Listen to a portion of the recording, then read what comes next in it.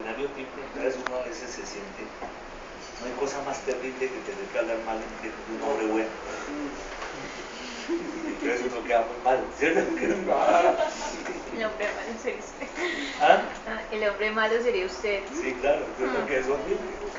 Una vez había un decano en la universidad que sabía cuando cumplíamos años todos, que se enteraba de cuando faltaba el papel higiénico, que estaba atento a hacer los obituarios, los sentidos pesan en los fallecimientos. Pero era inútil para dirigir la facultad de humanidad. Me llamaban y me decían, no, hermano, hay que pelear contra Jorge, hermano, que es Mirasta. Y yo le decía, ¿cómo es? Yo voy a ir a pelear contra un hombre bueno. Pues vos lo que...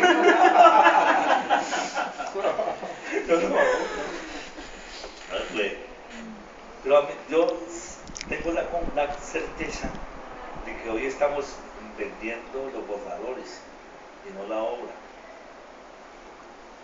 ¿Entienden? Que lo que se está ofreciendo al mercado son las primeras ideas, que uno encadena todas vainas para hacer una gran obra y sin embargo se vende el boceto, ¿no? Porque a mí me parece que en literatura es necesario que esto sea más profundo, es decir, que aunque uno suponga que el personaje es él en el pueblo donde nació, ese personaje convoca un ethos mucho más profundo de la condición humana. Y la literatura no se hace con historias, sino con pensamiento.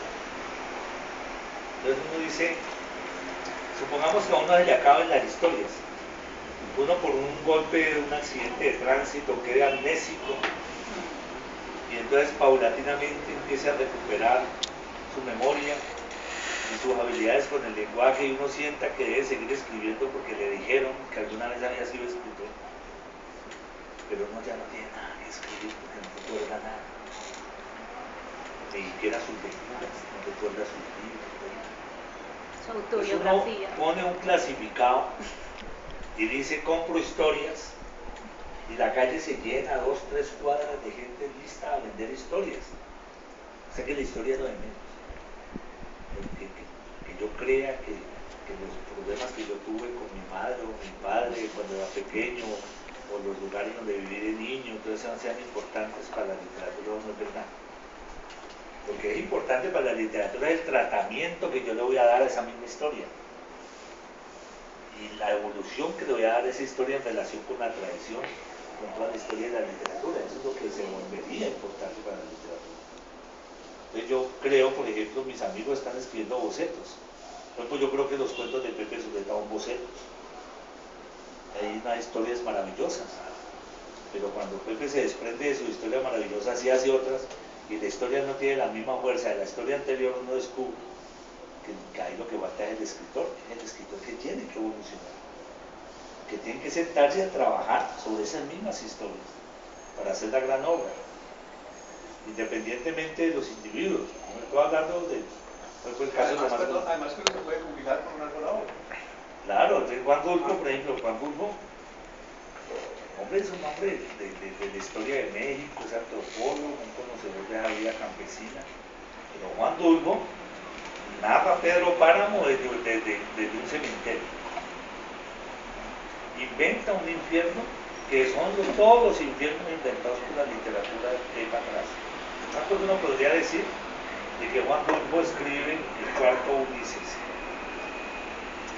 El primero es de Homero, el segundo es de Neida, el tercero es de Ulises de Joyce, el cuarto es de Ruth. Mire todo lo que eso significa sin perder la importancia de esas bellas historias de la vida mexicana, de la vida cultural de México, pero no entrega el boceto. A mí me parece que en estos días publicó un libro de relatos Rafael Escobar, mi amigo, que ahora está en el Palabreo, y me fui al Palabreo un sábado, me fui una mañana y me oyeron. Dije, no, la verdad es que no, uno no puede ir así. Aquí uno no puede andar pensando en que hay que publicar por publicar. ¿Por qué? Hay que intentar hacer la obra. Pero Rafa, usted está vendiendo es un boceto. Y claro, el boceto ya implica, como sucede en todo proceso productivo cuando uno trabaja con una materia prima, lo que llamamos materia prima ya tiene un nivel de elaboración. Pero Pero usted no puede pretender comprar camisas y en el almacén donde se supone que va a ir a comprar una camisa le vendan la tela solamente. Usted tenga que enrollársela pues, para poder armar la camisa. No, no. Cuando uno llega al producto final, que es la camisa, eso pasa por un proceso de elaboración bastante complejo. Entonces, donde están vendiendo la materia prima. Es decir, con un nivel, desde luego, de producción, no es la materia en bruto, es la materia prima porque implica un punto de vista, narran desde la primera persona o narran desde la segunda o tercera persona, pero aún no está la obra. ¿Sí?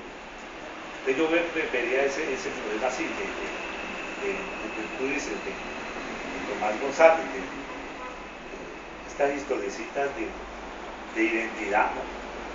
Entonces como lo que a mí me aconteció es extraordinario. Yo no creo que la literatura esté hecha para vender al sujeto. El otoño del patriarca puede ser escrito por García Márquez. 100 años de soledad, también escrito por García Márquez, sin embargo, los dos autores de las dos obras son distintos. Es decir, si partimos de la idea que yo planteé al inicio, el sujeto creador en 100 años de soledad lo construye la misma obra, y el sujeto creador del otoño del patriarca es otro. En el soporte del individuo ese que llamamos García Márquez, pero se mete en el compromiso de una gran obra. Cuando hace la historia para un secuestro, nos vende la materia prima con sus habilidades, un solo punto de vista, la mirada de un solo lado, la falta de indagación sobre la naturaleza y la complejidad de un crimen como ese, de un delito de esos atroces para la vida humana, pero también por una sociedad, ¿no? La historia de un secuestro, una avenida allí, excesivamente pobre, que ahí García Márquez se queda en la materia prima, en el papel de un cronista que cuenta estrictamente el secuestro de un solo lado, un hombre con todos los contactos con la izquierda latinoamericana, con la posibilidad de reunirse con los secuestradores y averiguar el punto de vista del otro lado, con la posibilidad de indagar sobre las comunidades donde las cosas ocurren, donde las familias, o incluso si no, con la posibilidad de imaginar, o sea, con el acontecer, un poco como lo hace Harold Kremer en un cuento maravilloso que se llama, quizás de los pocos cuentos que quede de Harold ya en esta etapa, que lo llama El prisionero del papá. Les recomiendo que busquen el cuento. El prisionero del papá es un niño que juega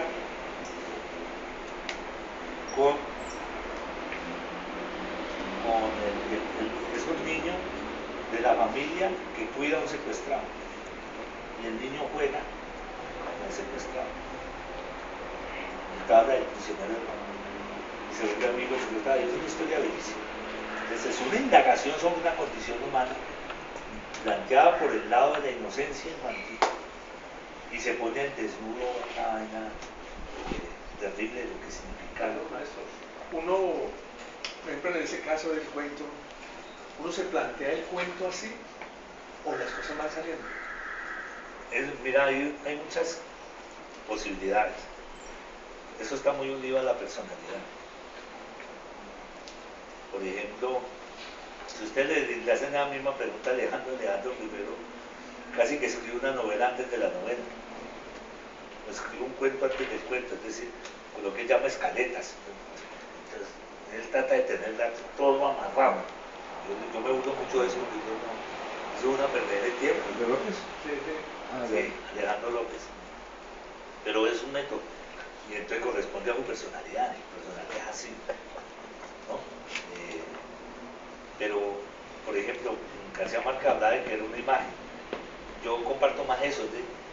Uno arranca con una imagen y uno no sabe para dónde va a salir. Yo venía pensando, siempre estuve pensando que había que sentarse a escribir una novela.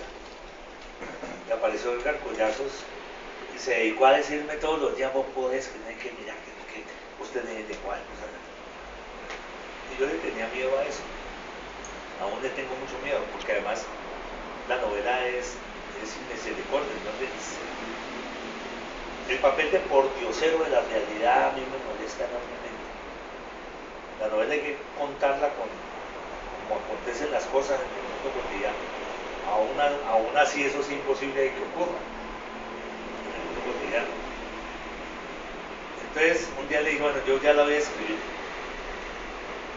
Pero para mí, por ejemplo, lo fundamental es la primera frase. Es una vaina muy loca, yo no sé para dónde voy, de ahí para adelante, para dónde va. Pero empecé a decirles, todos los días les decía, ya tengo la primera frase. Y me decían, ¿cuál? El que le toque el culo a mi mamá lo mata.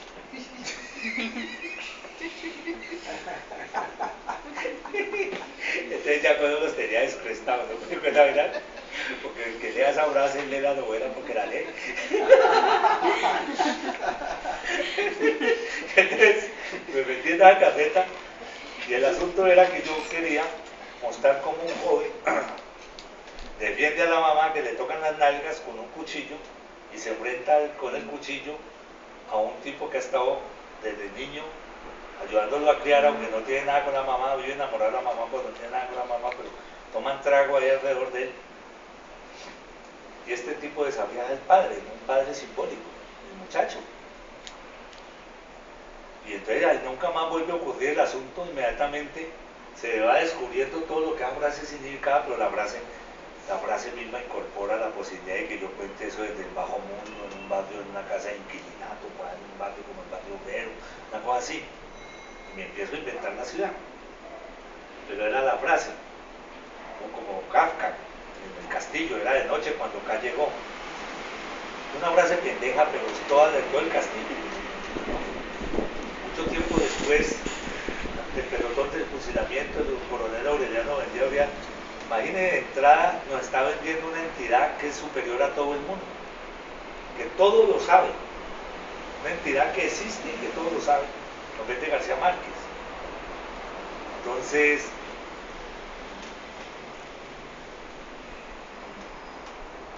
vine a Comala porque me dijeron que aquí vivía mi padre.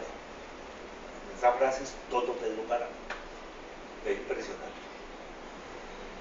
Entonces yo estoy contando ahí la historia de un adolescente que no tiene el papá es como un héroe de la guerra y no se sabe qué va a pasar con él, no lo ha criado, pero hay un hombre acá que ha estado más cerca de él y que en el fondo lo ha educado, pero no se dice no, la primera frase.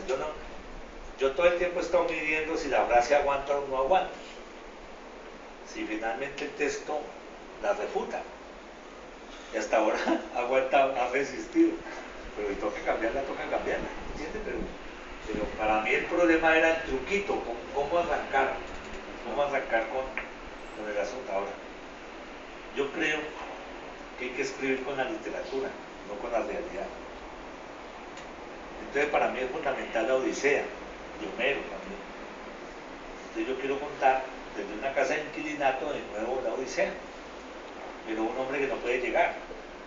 Tipo que va para Itaca, pues no puede llegar, no puede ir donde su mujer. Y esta mamá de este muchacho es como una Penélope, ¿no? Pero esta Penélope es una Penélope de otra manera. Ahí bueno, ya se me quería contar entonces yo sí creo que algo tiene que ver con la personalidad. Yo soy altamente irresponsable, ¿verdad? El medio de mi amigo soy de una altísima irresponsabilidad. Entonces mi personalidad no da para tanto cálculo. Yo no aguanto tanto cálculo. Mientras que otros colegas se meten en los fondos como yo. Asumen. Si en la escritura yo empiezo a subir, yo abandono eso. Entonces tiene que estar mediada la novela en la que está escribiendo, la está por terminar.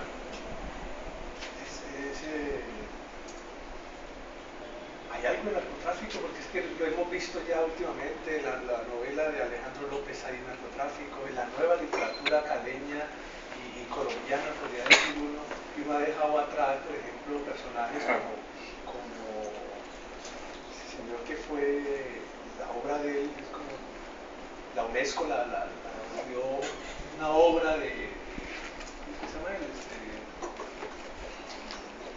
El cartagenero. Ya murió, Espinosa, Germán Espinosa, que pues digamos toda su obra no ha sido tan reconocida, tan valorada, digamos. Germán. Sí, Germán. Y uno está viendo en la gente, en los nuevos tal vez,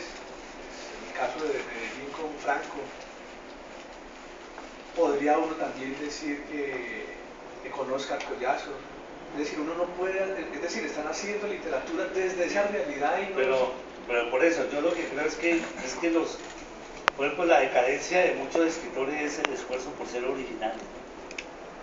Y entonces el esfuerzo por la originalidad los conduce a apropiarse de un anecdotario que está en la evidencia, en el imaginario de todo el mundo por la prensa, por los medios de comunicación. Los escritores fuertes cuando logran consolidarse están amarrados a fuertes tradiciones. Por ejemplo, Valverde, en un cuento que se llama Carivieja, vuelve y cuenta la historia de Macario, creo que eso, de la Anacleto Morones, de Macario, en Portugal. Pero Valverde, cuando escribe ya Celia Rumba, y eso ya no es nada, aunque esté intentando escribir el lenguaje Gabriel Infante. Entonces uno dice, ¿qué pasó con ese sustrato? A mí me da mucha confianza la tradición literaria, la subvertirla. Por ejemplo, yo en lo que estoy escribiendo, el narcotráfico lo toco muy tangencialmente, porque tengo un personaje se llama Berta y tiene un burdel. Berta, cuando jovencita, hacía teatro. Y en el teatro, cuando hacía teatro, ella tuvo amores con el director del grupo de teatro. Se llamaba Benavente. En última es como un homenaje mío a Buenaventura. Y entonces, de pronto apareció un joven narcotraficante, le enamoró y la llevó a recorrer el mundo. Se casaron en Panamá. Y entonces ella quedó en embarazo y ella se vino a Colombia y volvió a hacer teatro, mientras el marido seguía sus andanzas de archimillonario. Y entonces, volvió a ser amante de Noel. Pues este hombre yo no cuento esto y no he denunciado, ¿no? Este hombre se lo mataron, y entonces ella con su hijo trató de recuperar la riqueza de su marido. Estaba en manos de este extranjero, el muchacho ya tenía como unos 17, 18 años, y le mataron el hijo. Y ella no pudo defender sino un burdel, era propiedad de ellos, del marido, una casa que queda, ¿cómo se llama el barrio? Normandía, pues. Yo le cambio el nombre y todo, ¿no? Una finca. Entonces, como ella tiene tanta pasión por el teatro, ha decidido hacer viernes de teatro en el burdel. Entonces, y allí en el burdel yo escribo una obra de teatro. Una obra de teatro que se llama La soledad de Odiseo, que es la que integra realmente todas las claves de la novela. Con estas estricticeras, Odiseo es asaltado en un navío por las sirenas, y yo pongo a las estricticeras que se bajan en esos disfraces y muestran esos cuerpos y bailan y toda la cosa, y a un actor que está amarrado a la barra esa donde bailan las estricticeras, porque simboliza pues como el navío, ¿no? Y la cosa. A ese actor le hacen el amor todas viejas, ahí abiertamente. Entonces yo aprovecho para contar una vaina de aspas que me prohibieron siempre en la casa, entonces uno ya viejo puede.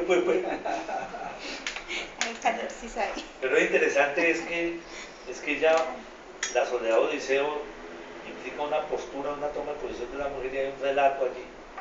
Y está Benavente viendo la obra, porque Benavente le ayuda a hacer los libretos y hay unos actores contratados para que trabajen en la obra. Y ahí se forma toda una discusión sobre el arte en ese burdel. Como yo pienso que la novela es un arte mendigo, entonces, y que uno debe cumplirle a la realidad. Entonces los diálogos que yo propongo son diálogos asumibles como normales, pero que sería imposible que se dieran cotidianamente. En pleno burdel hay una discusión sobre las vanguardias. Con un crítico de arte que está vaina, yo me la ingenio para que ese debate tenga que ver con lo que está pasando. Y en ese burdel está escrito como un sitio de círculos, rodeado de luces como si fueran teas encendidas.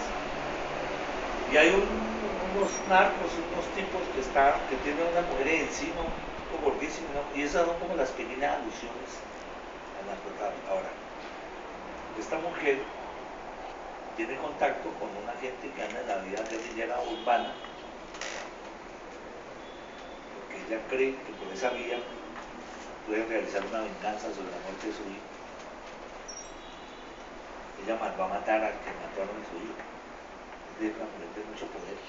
Entonces tengo dos mujeres, la mamá del muchacho, que es muy fuerte, esta mujer, muy valiosas, que está contada desde ahí. Yo no sé, eso puede ser un enorme fracaso. Yo estoy aquí pues vanagloriándome de una cosa que puede ser un enorme fracaso. Pero lo importante es que la novela no tiene término medio. En la novela uno triunfa o fracasa. Y cuando digo triunfa, no triunfa por la dinámica editorial, por las publicaciones, por el número de lectores. Triunfa por el goce que un grupo de gente pueda decir, hermano, ¿me entiendes? Pero también puede fracasar uno con esa cosa tan desmesurada en la que me he metido y que es la que me tiene envalentonado y altanero diciendo pues que los compañeros no cuentan sino vocero. ¿Entiendes? O sea que si fracaso me la cobran todas.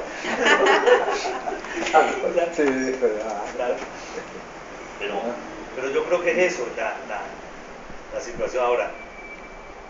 El tema del narcotráfico es importante, no está agotado, sino que ha sido maltratado, incluso ha sido tomado por la dinámica de la superficie como un gran equívoco. Por ejemplo, la ausencia de una postura política del autor convierte al narcotráfico en el héroe. Es decir, por más de que se esfuercen con la prensa y con la publicidad y con el buen policía en mostrarnos que Pablo Escobar era un criminal, ese Pablo Escobar del que están pasando eso es un berraco. Es decir, en una sociedad como la nuestra,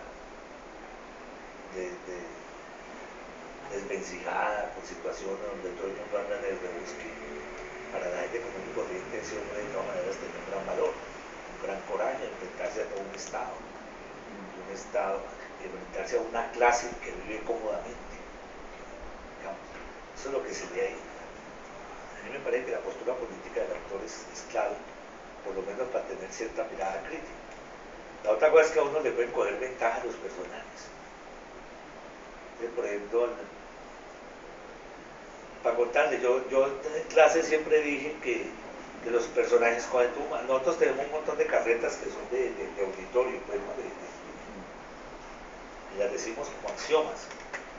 Todos los personajes cogen vida propia, dice uno de los alumnos. Entonces el personaje cuando coge vida propia, el gran escritor respeta esa vida. Luego en la carreta, yo nunca había vivido eso de verdad. Lo decíamos porque lo habían dicho todos escritores, críticos. Pero, mira, yo tenía esos personajes, empiezan la novela, y están tomando un trago en esa casa inquilinando, en una mesita, conversando y cuentan su historia. Y de pronto deciden irse para el burdel. Pero yo no sabía cómo pararlos de ahí, es decir, los personajes querían seguir bebiendo ahí. Y yo me gastaba una página y otra tratando de pararlos y sacarlos. Y sacarlos, que eso era espantoso. Igual como ocurre con los borrachos cuando uno le dice al borracho, vámonos. Porque me tocaba otorgarle el tiempo a las cosas, yo no podía presionarlo. Que si ustedes ven la película de Antonio Dorado, todo sucede así como en la que hizo también del Rey, ¿no? Que Bulanito hizo otra cosa, mátenlo. Y para la escena que sigue lo matan, así no se narra. Que hagan tal cual impune, la otra escena es, así eso no lo cree nadie. Entonces para sacarlos de ahí y sacarlos a una calle y describir, bueno, cómo es la calle, y al frente de la calle venden arepas y hay unos vecinos que están bebiendo con una grabadora afuera, uno tiene que no tiene que sacarlos de rumba. En un patio popular hay que darles de rumba, de verdad. Bueno, es un lío hasta llevarlos al burdel. Los personajes son maleos, pues son hombres de la guerra, entonces van caminando y en el barrio caminan de un modo, pero apenas van entrando acá por la ermita y van bajando a la cesta, empiezan a caminar como grandes señores, ¿no? Entonces hay que ir de otros ademanes porque la gente que anda en el malevaje se mimetiza, ya en todos los amagues, entonces fíjese todo lo que había que meterse a armar. Entonces la sacada de la vida de los personajes. Entonces, en esos asuntos, un personaje puede coger ventaja. Cuando le coge ventaja, te puede tirar la novela para el lado que no es, o por lo menos para el lado que uno como escritor no quiere. Por ejemplo, si ustedes leyeron la novela de Alejandro,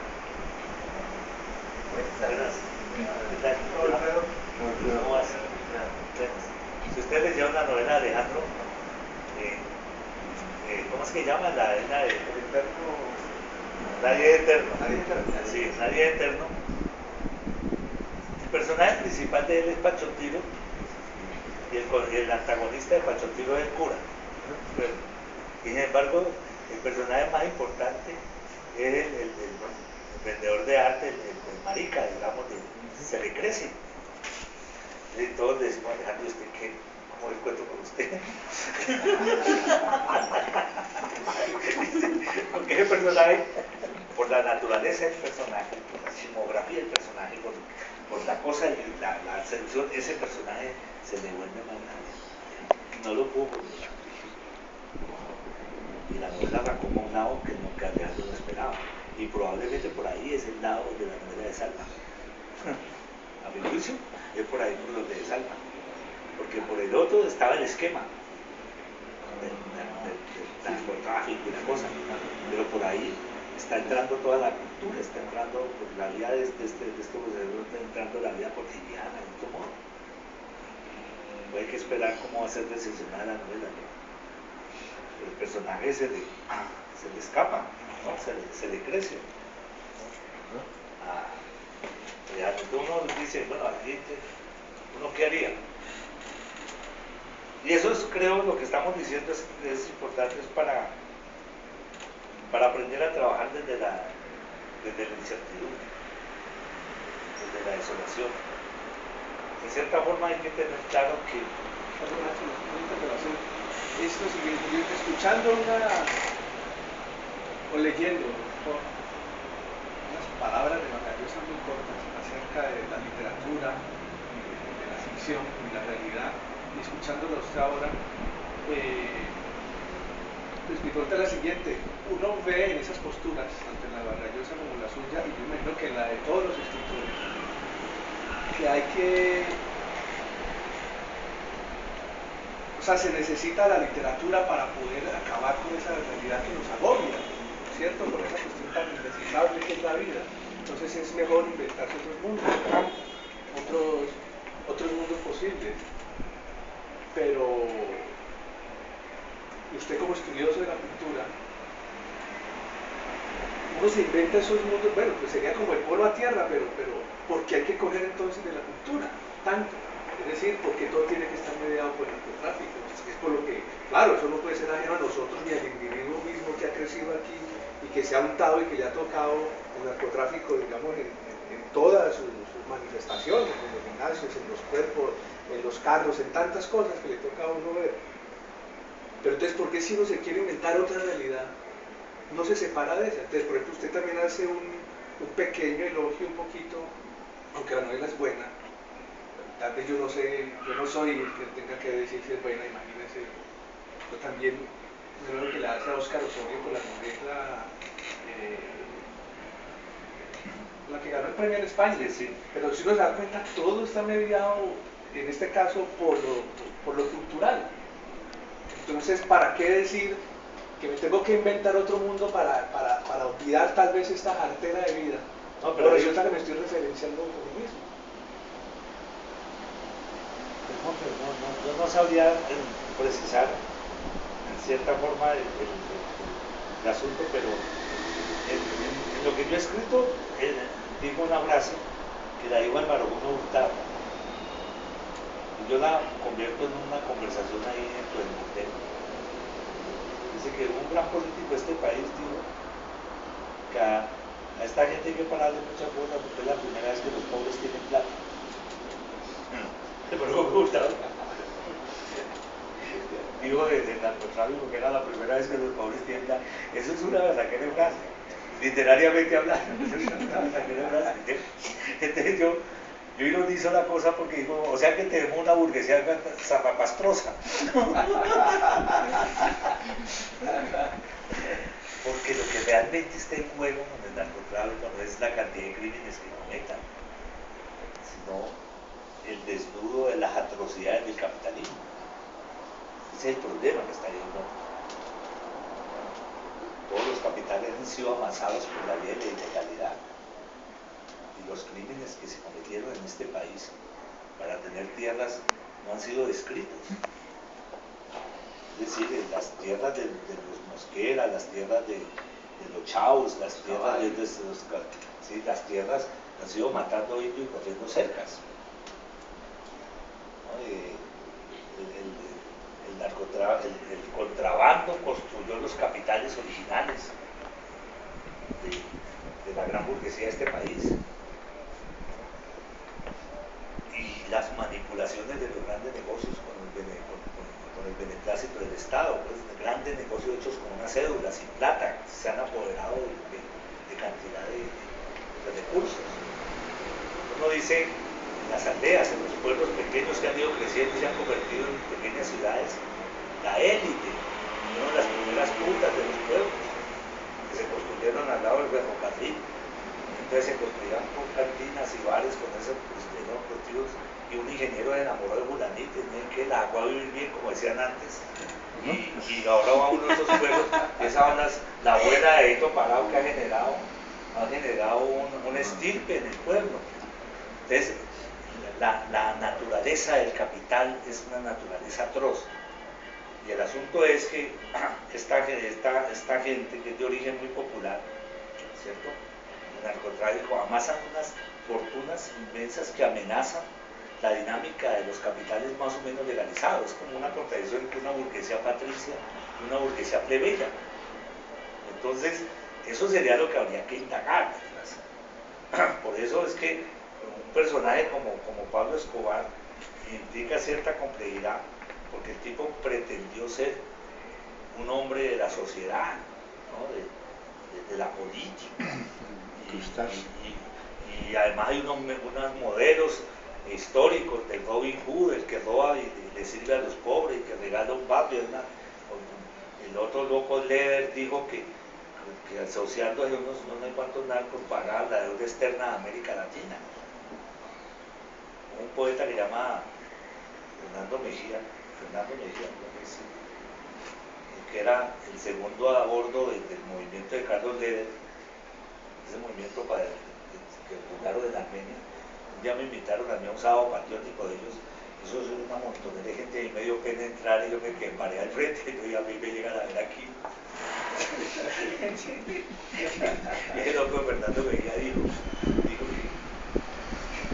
que en Colombia, sin necesidad de destruir la tierra, hay que darle energía eléctrica a este país y se puede hacer con un reactor atómico puesto en La Guajira o puesto en Leticia a todo Colombia, y nosotros tenemos con qué comprarlo. Digo, imagínate. Entonces,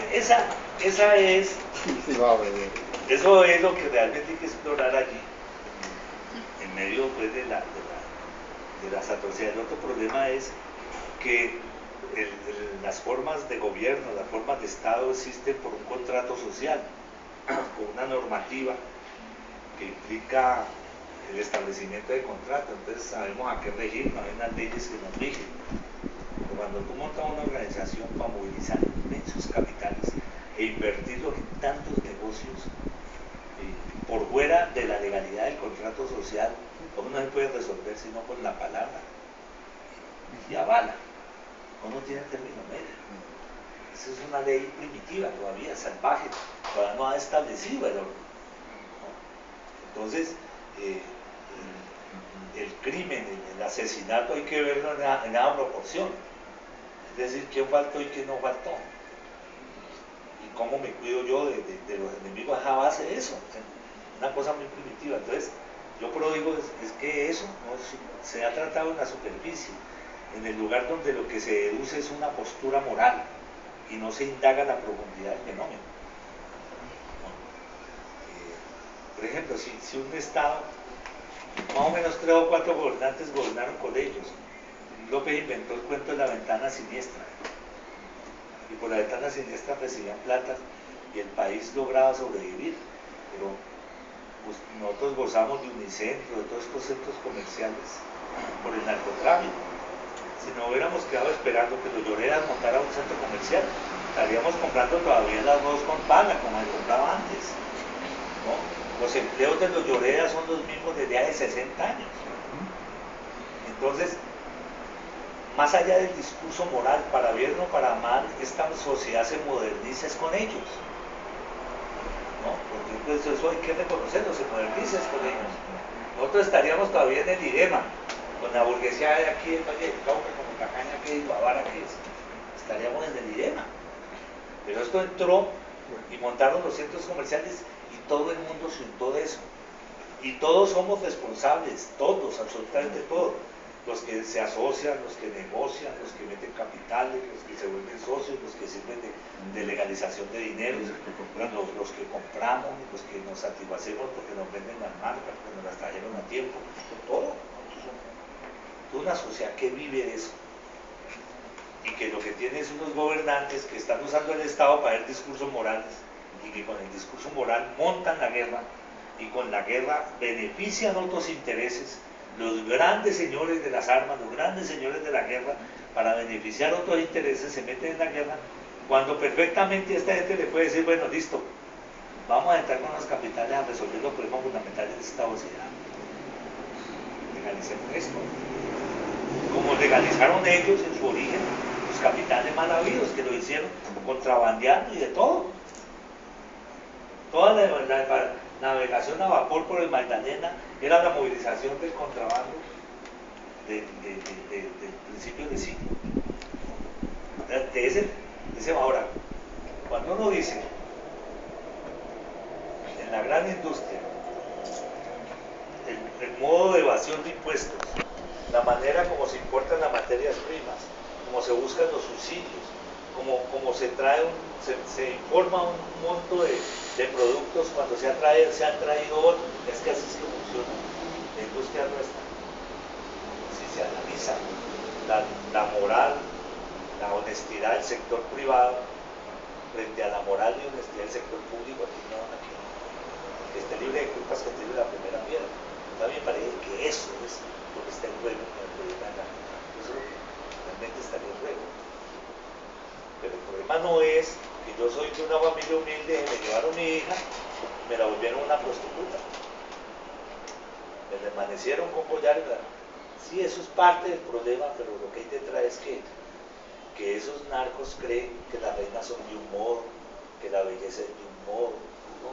Que esos narcos tienen unos ideales montados de qué, de viejas tradiciones, que tienen una noción sobre la Virgen cristiana y que por esa misma vía cometen toda clase de fechorías, que esos narcos están unidos a un santuario, que creen en potencias, que creen en supersticiones, que se rezan, que se hacen baños, es decir, hay unos atavismos complejísimos de toda nuestra cultura que hay que mirarlos. Y eso mismo que hace el narco lo revela Castro Caicedo en La Bruja.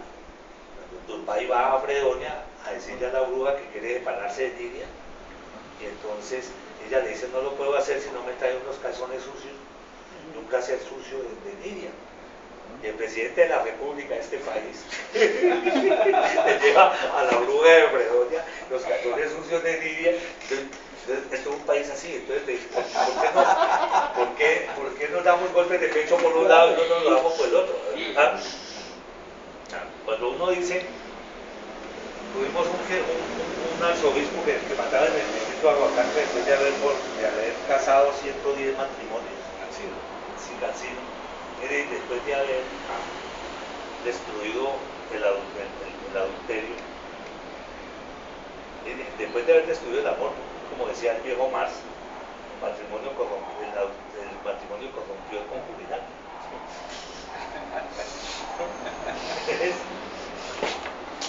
Cancino tenía lenguaje general, hablaba como general. Y en esa época estaba aquí de gendarme, de general del ejército, un general que hablaba como si fuera un cura. Y uno dice, bueno, ¿y este país qué le pasó? ¿Cómo así que los arzobispos y la iglesia hablan como generales y los generales hablan como sacerdotes? ¿No? Como este Naranjo. Naranjo habla persuasivamente como un profesor de escuela de niños de preescolar, ¿no? Entonces uno dice, o un personaje como Uribe, ¿no? Yendo a bazares, a adoradores y toda la cosa y gritando con una mujer monosilábica a su lado. Exactamente como la novela de las dos palmas que ya Fernando, ¿cómo se llamaba? El viejo, pues. Sí, la novela de las dos palmas. Sí. Mejía Vallejo. Manuel Mejía Vallejo escribe las casas, entonces muestra a un hacendado, gritón, una mujer monosilábica, dando órdenes sin que nadie las pueda cumplir porque su finca está rodeada por una guerra civil. Exactamente la figura de Uribe, pegando gritos y todo, y el país en plena convulsión, del hombre a nombre de esa ideología. Entonces, averigüen entonces las tierras, cómo ha adquirido las tierras de Uribe, por todas esas denuncias que están haciendo ahora, ¿no? Le está sacando. Entonces uno dice, ¿quiénes son mejores aquí? Pero los novelistas toman un punto de vista y sesgan la complejidad del problema. Entonces, a mí me parece que entre esas novelas que hay, Rosario Tijeras es una gran novela. Y una gran novela incluso por su construcción, porque el relato se hace desde adentro, pero es necesario que haya quien observe el relato desde afuera. Entonces por eso el personaje son dos muchachos, el uno bueno y el otro metido en el paseo, enredado en el paseo. Es decir, que es necesario verse ver, es necesario estar en acción, pero alguien debe ver. Y ese truco, digamos, novelístico, a mí me parece que es arma Rosario Tijeras, que efectivamente está la sociedad acá afuera, pero está la tribulación y los dramas de una juventud que no puede escapar a eso, que es un entorno bastante complicado. Y los Rodríguez eran los señores, fueron los jefes del Partido Liberal del Valle del Cauca, jefes reales. Y ellos se crearon los señores, tipos supremamente avaros, no se enriqueció nadie con ellos, ni los abogados, ni nada se enriquecieron con ellos. Entonces, ¿quiénes son esos personajes? ¿De dónde salen? ¿Cómo construyeron ahora? Manejar esos emporios que tenían es del mismo tamaño de los de Ortiz Luna. La diferencia, yo siempre dije, la diferencia es de horarios. Ortiz Luna va a trabajar a las 8 de la mañana y sale a las 6 de la tarde de sus juntas y todo eso. Y los Rodríguez empezaban a las 10 de la noche y terminaban a las 4 de la mañana. No es un problema de horario, pero grandes inversionistas, grandes negociantes, y moviéndose en el mundo de los negocios. Entonces, a mí me parece que aquí habría que mira, ahora, yo comparto el hastío, digamos, cuando te avasallan por la televisión, y lo peor es que le están metiendo la historia del narcotráfico, la historia de Hernán Hoyos. Y Hernán Hoyos, que lo despreciamos tanto, por morboso y porque la cosa de la novela porno, pero resulta que ahora el porno que hacen, esas cosas las contaba Hernán Hoyos en los años 70. Todo el problema de las muchachitas prostituidas que van a la ciudad, que no hay que, los burdeles, todo eso que estamos viendo ahora en televisión. Aquí habría que hacer una revaloración del papel que jugó Hernán Hoyos en la literatura, porque arrojó un montón de elementos en la literatura importantísima. Ustedes hablan con Hernán Hoyos, debe estar muy anciano. Y Hernán Hoyos es un moralista, ustedes como si se encontraran con un Séneca. No, es un personaje moralista, pero escribió toda esta vagabundería que escribió en una época. Es impresionante. Y estas historias están mezcladas de esa especie de porno contenido. ¿No le dije? Hola. ¿Qué mal, Gloria? ¿Cómo te ha ido? Continúa. ¿Te imaginas? Entonces yo creo que sí que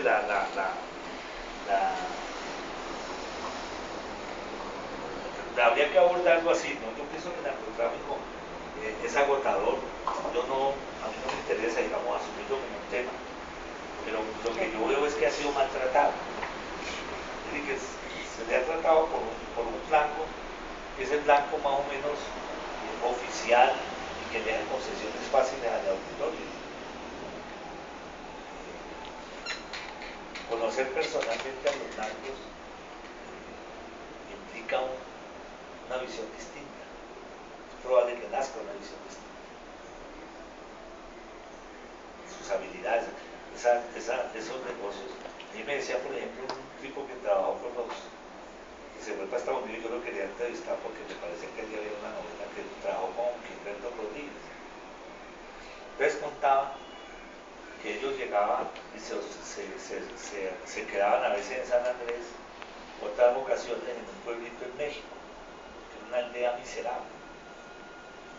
Entonces había que Gilberto iba en los vuelos y le ayudaba a cargar los aviones en Guatemala y todo con la droga, es decir, que eso no era simplemente el tipo que daba órdenes, que se volteaba. Entonces llamaba a los muchachos cuando estaban en el pueblito de México, chiquitico y miserable, los trataba a las patadas.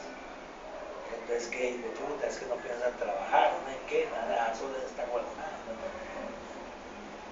Ellos se pasaban de México a Guatemala a la cosa. Pero cuando estaban en San Andrés, que sabían que estos estaban en las playas, gozando de las playas y todo, entonces los trataba muy suavemente, ¿no? Les decían, hijos, los está buscando, ¿hasta cuándo van a seguir bañándose allá?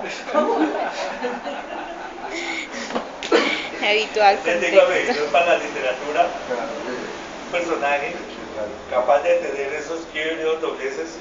Y claro, entonces te contaban, nos trataba así porque nos le rebotábamos los cabos de San Andrés.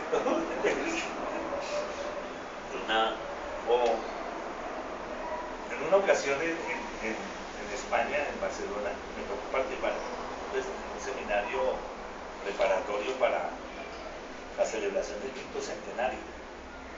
Y en esos días, un joven alemán aterrizó en una avioneta en la Plaza Roja de Moscú. Y resulta que la prensa había dicho con mucha hilaridad que cuál era la seguridad del espacio aéreo soviético y se burlaban de que unos tipos hubieran llegado, un muchacho hubiera llegado en una avioneta.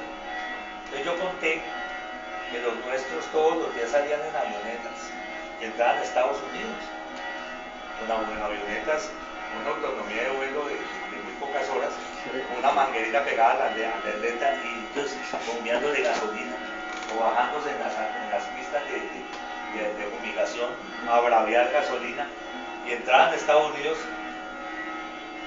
y extrañamente, respecto, estaba yo hablando del narcotráfico, entran a Estados Unidos y no solo entran, sino que salen. ¿Cuál es la seguridad del espacio aéreo norteamericano? Y me tocó de pronto, yo caí en cuenta que llevaba ya como media hora orgulloso de nuestros narcotraficantes. Y yo hablaba de bellezas, y es que ni limber. Te ha atrapado. Y me tocó hacer un giro, pero nunca me había sentido tan patriota. Porque es verdad, el heroísmo que hay desempeñado por estos pilotos es impresionante. Las habilidades, el juego que hay en las persecuciones. Por ejemplo, este tipo que te digo me cuenta que él vio una vez un helicóptero iba en el carro con otra persona y algo se había caído y un helicóptero de Miami. No, en la historia, eso es otra historia. Una historia es que el avión en Miami parece ser que el aeropuerto tiene unos módulos. Y entonces hay que irse a su módulo, es muy complejo el aeropuerto. Y él metió su maletica adelante y se sentó en el puesto atrás, en un puesto de atrás. Pero llevaba unas tablas de ¿cómo se llama? Surfear, ¿no? Porque han descubierto que esas tablas tienen una goma dentro y con un huequito empieza a sacársele la goma y queda vacía y luego lo tacaban de dinero y volvían y cerraban la tabla. Entonces con 2 tablas le traía un montón de plata, pero el tipo fue aventado y entonces el avión despegó del gusano y lo pararon y empezaron a bajar la maleta y pusieron unas tablas a un lado. Cuando él se asomó con el ventaja y vio la cosa, se avanzó, cogió su maleta y se bajó rapidísimo, se subió al gusano y se salió al aeropuerto. Se encontró con un contacto del aeropuerto que iba pálido, dijo piérdase. Entonces el hombre logró salir del aeropuerto de Miami y al frente del aeropuerto de Miami era un mall, como un gran supermercado. Entonces él tenía una chaqueta. Al entrar al mall se quitó la chaqueta y la tiró a la basura. Compró inmediatamente una máquina de afeitar y en el camino le fue quitando el bigote. Esto es un cuento extraordinario, se fue quitando el bigote en el camino. Y luego salió por la otra puerta del mall, cogió un taxi y se fue a un hotelito que quedaba frente a una clínica. Entonces yo le pregunto a mi ¿por qué el hotelito? Mira, yo había visto ese hotel y yo dije, yo me hospedo ahí, si se complica la cosa me hospitalizo. Entonces, no puedo copiarlo. A nadie le ocurriría buscar a un fugitivo en un hospital, en una clínica. Entonces, el hombre se hospeda en ese hotel. Bien, y espera un día, al otro día llama a Cali y le contesta Gilberto Rodríguez, le dice, mi hijo, es que se pudrió eso, ¿no? Que cayó eso, y entonces te le colgó. Y ya quedé tranquilo, porque ya saben que uno, bueno, es que yo me haya robado eso, no puedo cayó. Entonces ya no tengo problemas con Gilberto. ¿Qué hiciste? No, pues me fui, contraté unos gringos que tenían una avioneta y hacían viajes a Guatemala. Entonces le pagué el viaje a Guatemala y me hice el dormido, porque para no palabrear, porque me empiezan a interrogar, entonces me hice el dormido y me dejaron en Guatemala. Llegué a Guatemala, llegué a un avión que estaba rumbo para salir rapidísimo, llegué a que salía rumbo a San Andrés y me llevaron a San Andrés y en San Andrés, bueno, pues ya en San Andrés está libre, digo, no, San Andrés no es de nosotros, en San Andrés está la DEA, todo el mundo te sacan de ahí, eso no es nuestro, no lo controlamos. Entonces en San Andrés le rogué a una azafata que me dejara ir en el puesto de ellas y el piloto y el piloto me trajo acá. Ese aeropuerto sí era de nosotros. Entonces el personaje, imagínate la historia que está contando el personaje, una sola andarse. A los 15 días volví, entré por el vuelo. La labor de él era cómo traer la plata y bueno, y tu plata. No, pues yo la traje en mi maletica porque él le pagaban una platica y le compraba desodorantes de esos de barra, sacaba la barra, le dejaba solamente la puntita y metía los billetes amarrados con rollitos dentro de la barra y lo tiraba en la maleta y tenía los desodorantes. Y ahí traía $40,000, $50,000. Fíjense, estas son historias narrables, pero ese es el boceto. Lo que vuelve importante el asunto es cómo opera la condición humana, cómo se vuelve todo el asunto. Un hombre con unas hijas que educó, una de ellas abogada, preocupado porque la hija no sepa de todas sus andanzas, cómo cuidan del conocimiento de los hijos lo que realmente son, es decir, hay un montón de dramas complicadísimos por medio, que habría que indagar. El escritor no puede quedarse con esa historiecita. La historiecita es una extraordinaria base, pero no es aún peso de lo literario. Yo no sé si habría que creerle con respecto a todos los escritores, y es porque dice Gardiazabal que ya la novela es por eso es como un paquidermo, es un dinosaurio, ya escribir novela, y más con el advenimiento de las tecnologías, ¿no es cierto? Que ya la gente, todos los días escuchamos de encuestas que no se lee, pero que sí se lee en el computador, en fin. Es que quien esté escribiendo novela o quien vaya a escribir novela, pues más o menos palabras de, pues, como que ya no está en nada. Pero los escritores siguen escribiendo novelas y eso es muy apasionante. Sí, pues, pero es una suerte de sazón, ¿no? Si tú llegas a una librería y ves un montón de novelas a 2.000 pesos, a 1.000 pesos, de autores de todas partes, que uno que está en la literatura ni siquiera uno los conoce. A mí me entra una zozobra enorme, uno no sabe si efectivamente uno está perdiendo el tiempo, uno no sabe. Pero lo cierto es que la escritura se produce porque hay un valor que nunca se pierde por fuera del triunfo del fracaso, y esto no necesita expurgarse uno mismo, uno necesita, de alguna manera uno necesita un desahogo que es muy importante en la obra literaria. La novela tiene el poder de ponerte en el borde de la muerte. Es decir, uno está haciendo una novela y uno siente que uno puede morir. Yo no sé si ustedes me lograrán entender, pero uno siente que eso es como lo último, como si uno estuviera haciendo un testamento, como si después de eso uno quedara vacío y uno ya no fuera nada. Una sensación de entrega extrema, que creo que lo realiza uno más allá del grupo posterior que pueda suscitar la novela. Lo que acontezca con ella ya es muy secundario, pero la escritura misma es un atributo. Probablemente eso lo pierdan los escritores que llegan a gozar del privilegio de la editorial. Ya se sienten obligados a escribir, se llaman pedidos como para mantener un rango. Por ejemplo, escribir una novela y no tener 3 novelas ya es dramático. Por eso el carcoñazo ya va para la tercera. Desesperándome. Te estaban diciendo, no sé con qué certeza, que un poco, pero no sé si eran detractores, que la llegada a la academia estaba siendo muy académico y se estaba perdiendo el poeta. No, lo que pasa es que el mundo de afuera está lleno de responsabilidades donde yo gozaba de cierto prestigio, ¿entiendes? Digamos, por fuera de la academia uno dice cualquier barbaridad y se la asumen como lúcida, pues la academia no aguanta eso.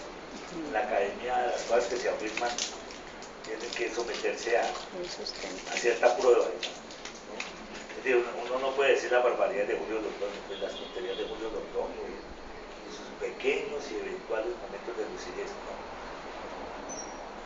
Entonces el vocifera y dice cualquier cosa. No conozco a Julio Londoño desde muchacho, tengo un pro de lo que es capaz, ¿no?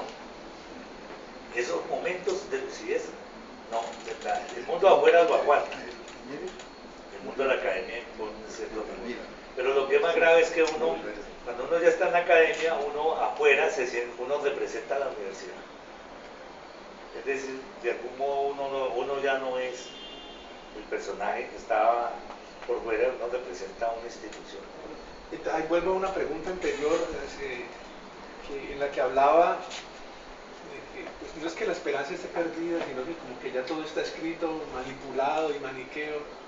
En estos días salió una de esas tantas encuestas donde el top 10 de las universidades estaba la Nacional, los Andes y no salía la Universidad del Valle.